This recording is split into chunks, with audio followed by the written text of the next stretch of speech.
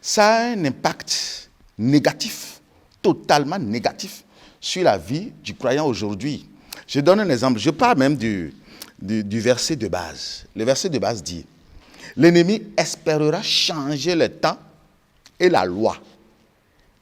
Il y a une loi au travers de laquelle Dieu communique la vie à son peuple, à son enfant. Lorsque cette loi est changée, lorsque cette loi n'est plus en vous, vous perdez tout. Je m'explique. Il s'agit de quelle loi? La loi d'adoration. Parce que le rapport qui est entre l'homme et Dieu est que Dieu lui bénit l'homme. C'est pourquoi il a créé l'homme à son image et à sa ressemblance. Dieu lui bénit l'homme. L'homme, lui, doit faire quoi à Dieu? Lui, il adore Dieu. Ça, c'est le rapport. C'est une obligation pour l'homme. Ce n'est pas facultatif. L'homme, c'est Dieu qui l'a créé. Et la raison qui a poussé Dieu à créer l'homme, c'est d'ailleurs l'homme, est que l'homme doit être à son image et à sa ressemblance. Autrement dit, l'homme a l'obligation de donner adoration à Dieu. Quel genre d'adoration? Une adoration encore vraie. Parce que celui qui adore Dieu ne peut plus se permettre d'aller encore adorer autre chose. Nul ne peut servir 2 maîtres à la fois. Soit il haïra l'un et aimera l'autre. C'est pourquoi dans Matthieu 4, Jésus avait eu une discussion avec le diable. Et à la dernière tentation, c'est-à-dire à la 3e tentation, le diable lui a dit de lui donner adoration. Qu'il va lui donner toutes les bénédictions de ce monde. Et qu'est-ce que Jésus avait répliqué? Il dit, retire-toi de moi, Satan. C'est seulement Dieu qu'on doit adorer dans le temps et dans l'espace. Ça veut dire quoi? Ça veut dire que la seule entité à qui nous devons adoration et gloire, c'est le Créateur Dieu absolu de toutes choses.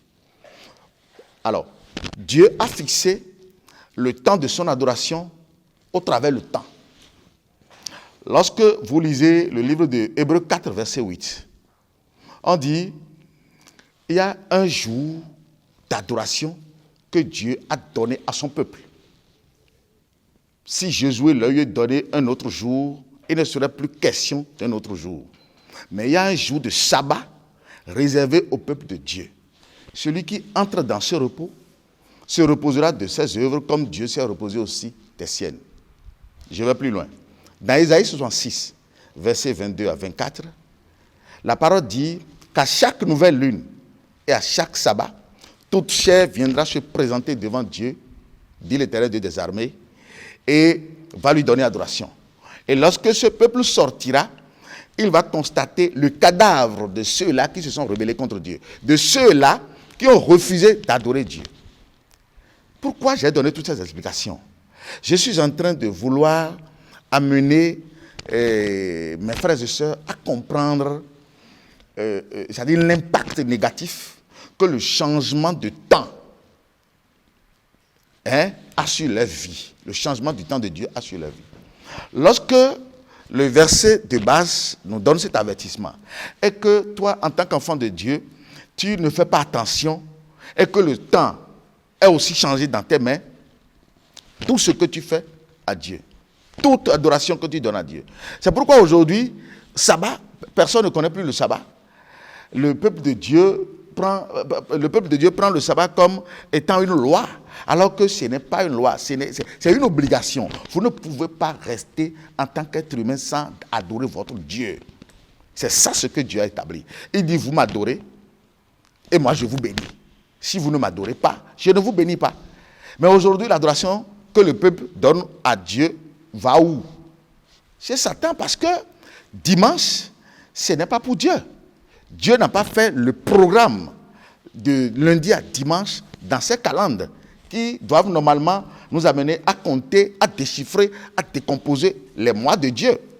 Donc aujourd'hui, il y a des faux mois qui sont venus, à savoir janvier, qui incarne un démon à Rome qu'on appelle Janus.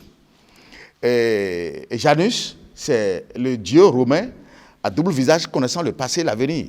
C'est ce Dieu qui est honoré tous les 1er janvier. Parce que Dieu n'ouvre jamais son année par 1er janvier, jamais. Dieu ouvre son année par le printemps. Parce que quand on dit printemps, ça veut dire que le premier des temps. Et lorsque le printemps vient, la pluie commence par tomber. Même les paysans, dans nos coutumes, là, les paysans même en parlent. C'est lorsque Dieu ouvre la porte de son année que les premières pluies commencent par tomber.